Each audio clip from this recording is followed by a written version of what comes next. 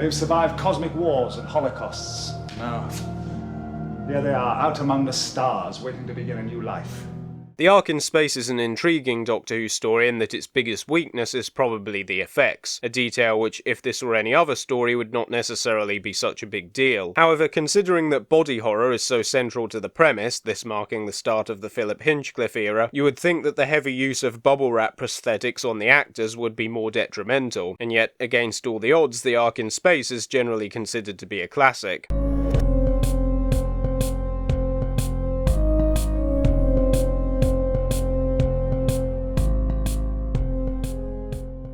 The story opens with the Doctor, Sarah Jane and Harry landing on the Nerva beacon, and the first episode is a bit of a slow burn, being entirely devoid of a supporting cast. This actually works quite well as it eases us into the dynamic of what is effectively a brand new TARDIS team, with the exception of Elizabeth Sladen, before plunging the new characters into the thick of the action. It's also neat that all of the various threats and obstacles faced by the TARDIS crew, such as the depleting oxygen and the automatic surveillance system, come back later on in the story and end up being significant to the plot. Take note, Russell, this is how you do cause and effect storytelling. The Doctor soon discovers that the purpose of the beacon is to preserve the human race in cryogenic sleep while the Earth is ravaged by solar flares, leading to a very indulgent speech from Tom Baker about the inventiveness of the human species. Now, this sort of thing in sci-fi has the potential to really rub me the wrong way, mainly because humans are garbage, basically. If that was ever in any doubt, then events from over the last month have made it quite clear. And as someone who has become increasingly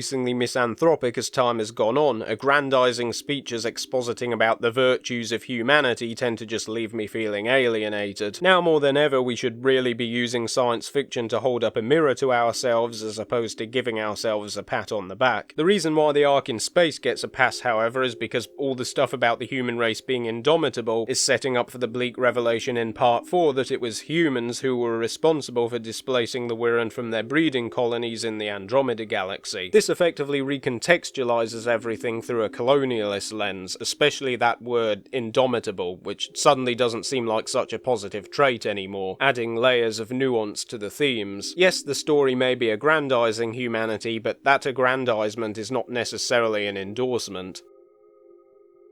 This leads neatly into talking about the Wirrn, who are the main antagonists of the story. Tom Baker's introduction is weird in that, although he first appears in the previous serial, the Ark in Space can be considered the first actual Fourth Doctor story, since Robot is written by Terence Dicks with Barry Letts as producer and sees the show in this odd transitional phase, where the Doctor is still driving Bessie and running around with Unit, with all the trappings of a Third Doctor era espionage conspiracy storyline. The Ark in Space marks the point at which Philip Hinchcliffe took over as producer, and immediately we get a plot much more oriented around gothic horror of the kind that would antagonise Mary Whitehouse over the next few years, as the Wirrn have a life cycle that involves laying their eggs in the body of a dormant human who is consumed by the larvae, who are then able to infect other humans, transforming them into Wirrn as well. It's all very grisly stuff, it's just rather unfortunate that the effects don't do it justice. Now, there is a context to consider here. While bubble wrap is really popular and commonplace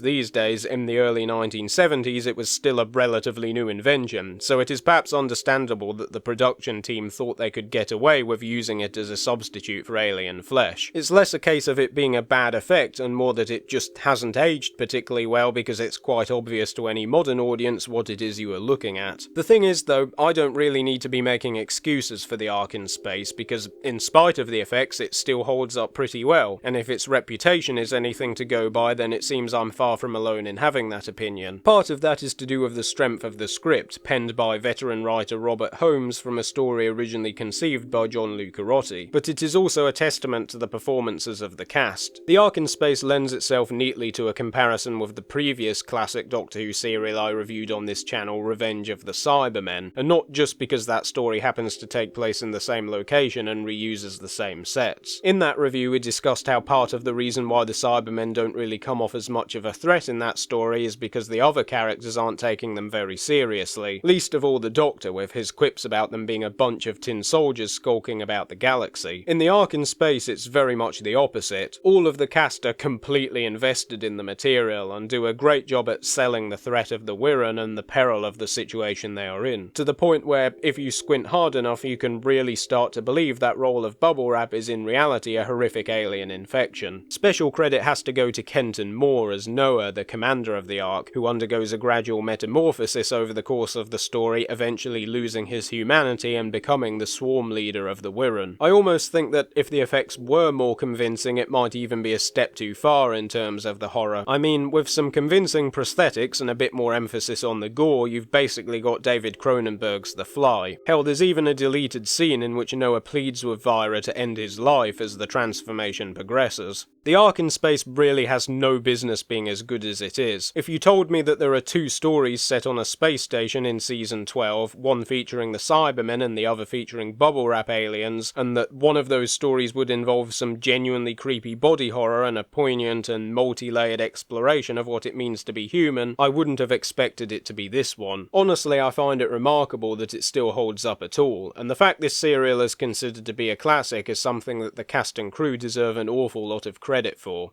I'm Midnight, and I travel in time and space. And trains.